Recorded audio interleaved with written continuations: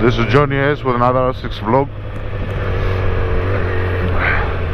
Today's discussion topic is going to be the GoPro 9 setup that I have. I don't have this for a long time, possibly a month or something like that, so I'm by no means expert on this, but I will try to give whatever information that I can at the moment, because when I started doing trying to do the vlogs, I did face a lot of issues. It was very difficult, a lot of information was not available, so I had to search here and there, some YouTube videos or some other people that had instructions, and you know.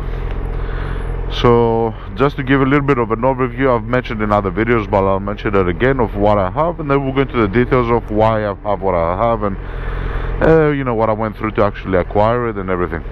So at the moment I'm using the GoPro Hero 9. That's the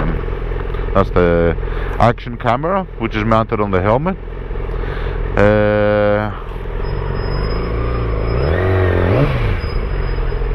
That's the action camera which is mounted on the helmet.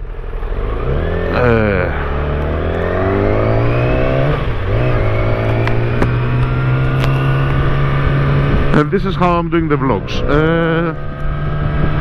Now, how did I try to do it? If you can see on the bike, I've got another camera which is recording myself. This is my old camera that I used to have. That camera is a Garmin Vibber. It's I must have had it for around 10 years now. It's an old model,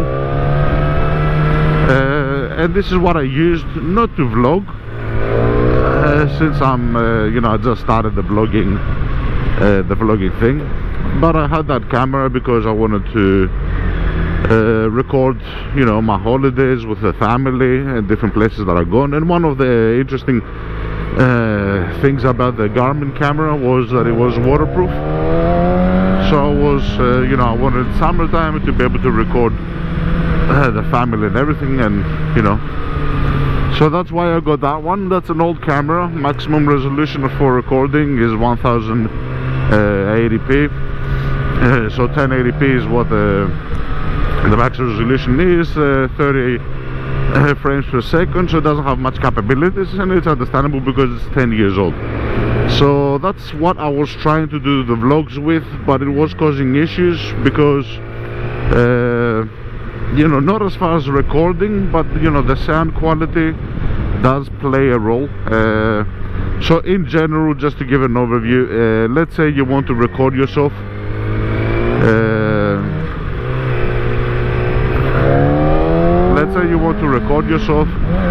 and you don't care about the sound and recording your voice, or you know, you want to record your voice post-production.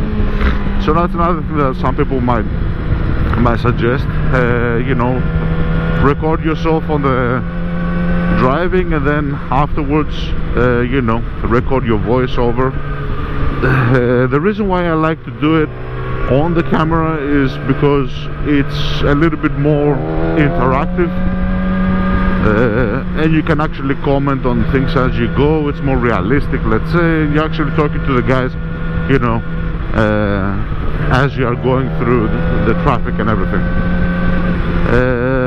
But it is a little bit difficult. It did create a lot of problems and issues and challenges for me, which I slowly went by, and I will let you know how I did that.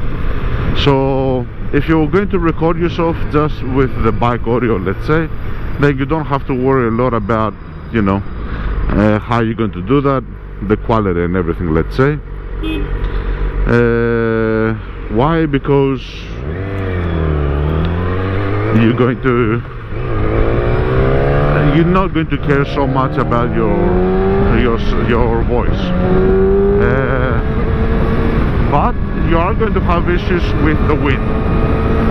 So there's another technology with GoPro, which is basically the wind cancellation. So the wind cancellation is something which tries to remove noise by trying to understand more valid noises, and then whatever seems to be distortion, we'll try to remove it. It doesn't work perfect. It does work in some ways. On the bike, for example, what I noticed is when you open the gas, because the sound of the exhaust is more of a sound, let's say, it kind of breaks, it takes away the noise, so it works. So when you're gassing, you will hear like the sound of the bike, and the camera will take away the wind. When you're braking down, there's not such a clear sound of what needs to be recorded, then it doesn't work so well, and you hear a lot of you know, things. So whether you're going to do vlogs or whether you're just going to record yourself, you do want to have a relatively, let's say, kind of a good sound, whether that's listening just to the bike or listening to your voice. The Garmin was causing me many issues because the camera microphone was not good, and this is the case with many other microphones. I tried multiple microphones, multiple setups. I tried to separately record the audio from a mobile phone attached to an external microphone that I had in my pocket. I tried that setup with the microphone under the helmet. I tried that setup with the microphone in the back seat. So that's a lot of things. That's a lot of people do that. They put a microphone in the back of the seat, which is more close to the exhaust, and it's able to record you know, the sound of the bike clearer without any sounds and without any, you know, things like that. None of these things worked, and then I was watching the videos, and this guy was talking, and he mentioned, you know, basically he said that he went through what I went through. So he said he tried different setups, this and this and that, and then at the end it's hilarious because he goes, and the solution to all my problems was, and he lifts his hand and he had a GoPro. So yes, I did know from the beginning that there's GoPros available, obviously, and even because the brand is so famous and well known, when you actually want to get accessories, for example, the Garmin that I tried to hook on top of my bike, the base for the camera, the action camera, was actually a GoPro. So and you know that the adapter on the Garmin, this is an American brand, a very good brand, but it's not, you know, well known here. Therefore, you're going to have a hard time finding accessories. I had to custom change and mold the Garmin sort of default base in order for it to fit the GoPro. So you're going to have this type of problems, and you know, it's the same thing like in video games where, you know, everybody wanted to have the Xbox, but the Xbox was not as common as the PlayStation. A lot of people before that they got a Sega, and you know, you had a console without games. So how common it is does play a role. It is important because it makes your life easier. And if you're going to go down that route, you might not have the best product at hand. And what I mean by that is that GoPro has a couple of issues also that many people have, you know, they had, and we can discuss this a little bit later. And there are other brands which they might not have the, let's say, the huge population following of the GoPro, but they are much better in some other components. So there are people that have gone down this route. If you are a person that is willing to sorry, really spend a lot of time, do your research, your investigation, and find like a smaller known brand camera which actually behaves better than that, and then get the according adapters and see if you can actually utilize the GoPro accessories, you're going to a whole through process. That might be a good thing, and the end result by doing that might actually be better. I'm not saying don't do it, you know what I mean? It's just not something, it takes a lot of time, and for me personally, I was not going to do it. So I took the decision. I said, okay, go for the GoPro. It does seem to have a lot of technology. It cannot be compared, not even closely, to the Garmin 10-year-old action camera that you have.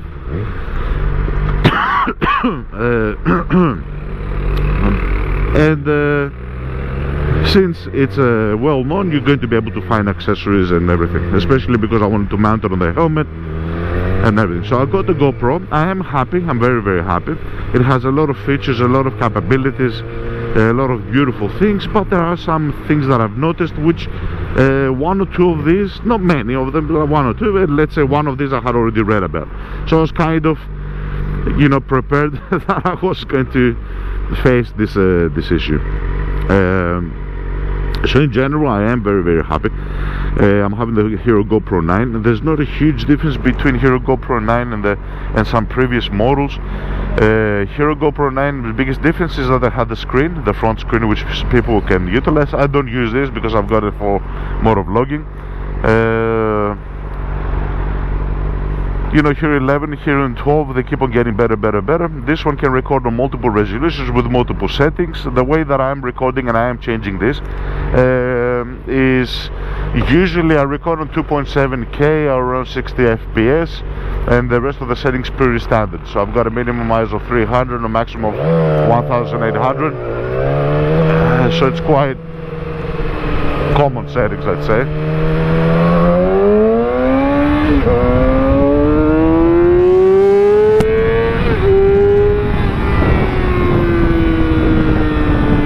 Okay, I hope that didn't hit the camera. So this is what I'm usually using. What I've noticed is, because YouTube, I don't have a premium account, and I'm uploading all the videos maximum resolution 1080p.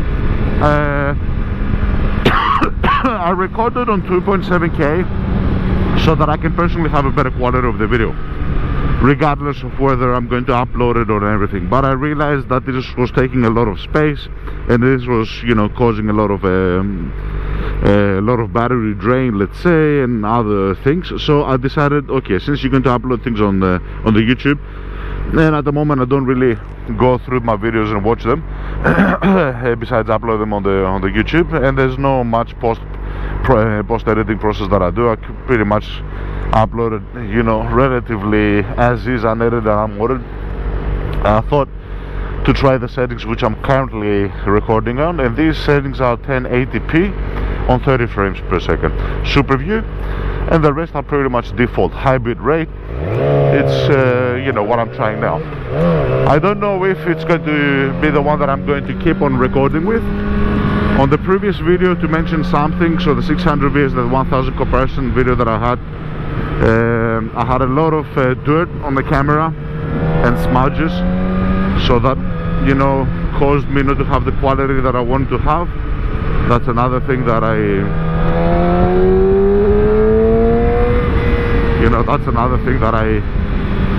noticed. So I do apologize for that. Today the lens is hopefully more clean, and we'll be able to have a better idea of what the actual quality is, and see if it differentiates. That's another thing, because when you upload to YouTube, the codecs that they're using and the separation, it seems as if the quality drops. So if you have the actual video, say 1080p, 30 frames per second on your desktop, you upload it to YouTube and then you play them one next to the other,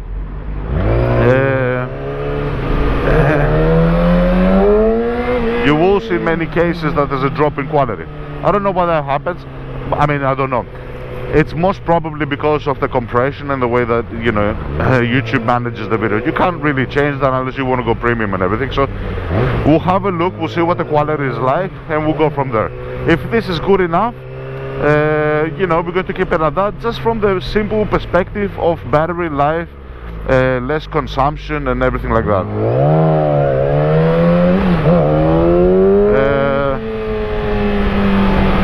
So yeah, that's the settings that I got.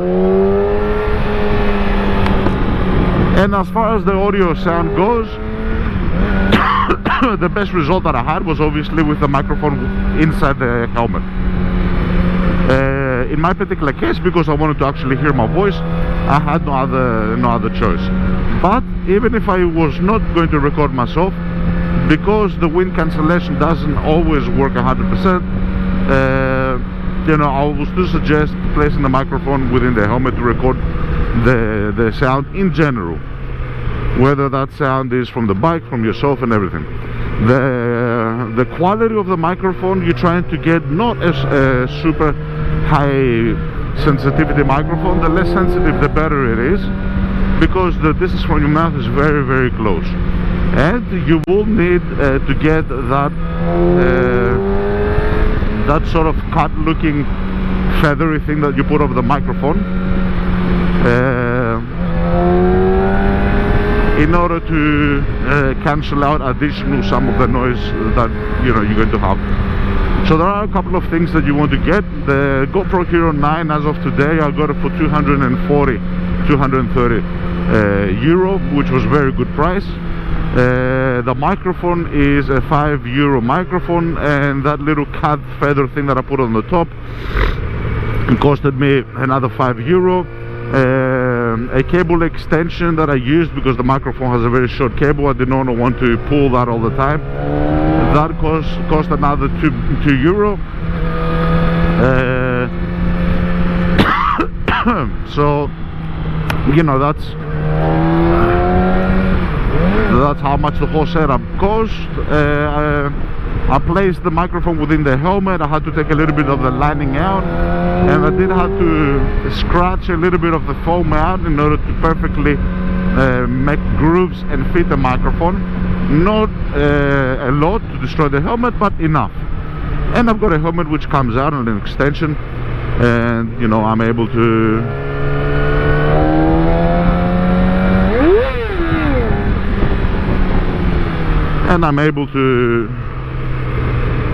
record the sounds and everything.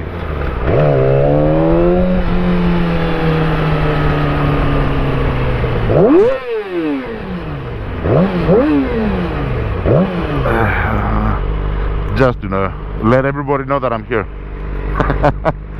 They're sleeping. So yeah, this is pretty much the setup that I've got. I might put some pictures, and we'll see how I'll explain it. It works perfect for the moment. The only problem that I have is with the audio. And another thing that I want, the audio sometimes crackles. I have to fix that up as well. And the other thing that you're going to face a challenge with is when you're going to mount on the helmet. A lot of people have commented and said, why don't you mount on the top, on the side, on this, on that. I want the camera to be dead center. So if you look, and you can see here, it's a little bit on the right hand side or your left hand side, but the lens of the camera is dead center on my helmet. That means the base, if you can see below, has to be a little bit on the offside. So when I view, I want to see what it looks like from my perspective, not like I'm sitting like a mongoloid on the side, not on the bottom of the chin, not on the top of the helmet. Reason why you're on the bottom of the chin, for example, it bothers because when you turn, you're touching your jacket. On the top of the helmet, you cannot see your bike. It looks like a spaceship. You're floating on the air. So if you want to get the best picture, let's say, you have to be as close to your eye level as possible. Now my eye level is here, for example, and the camera is here. This is as realistic as you can be, and in order to do that, you have to do a lot of customizations in order to fit it, unless you are prepared to spend a lot of money and get a 3D printed chin mount, which will be printed to your specific model. I don't have that money, so what I did is I kind of customized the whole thing. This is very dangerous here. This road is really, really slippery, and people keep on throwing water, and it's not just water, it's water with weed. I don't know what the hell it is.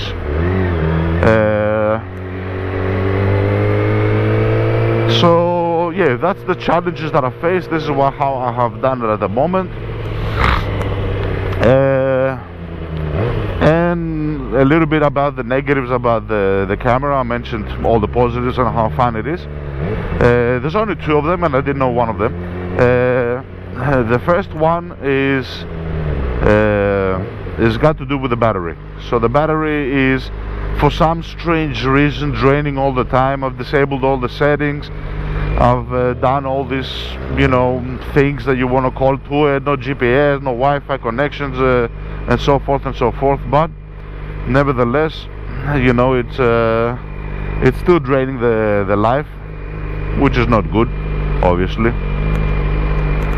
And the reason that I fixed that, just to keep it simple, was to basically take the battery out of the camera. So every morning when I want to record something, let's say, I have to take the battery, put it inside the camera, use the GoPro media mode that I've got in order to have the external connections, place it on the camera and go from there. And the second negative thing, which is not really a negative thing, it's just as per design I think, is the Hero Media Pro, which is basically something that, you know, you cannot really utilize, let's say you cannot really utilize the charging, let's say, of the thing without having that. And I don't know if they've done this on purpose, but you know, without the Hero 9 media mode, you have to open the side thing of the camera all the time. You gotta charge it, plug the cable. You literally have your bike open in order to perform like a small operation, which is like to charge it, which is a little bit silly.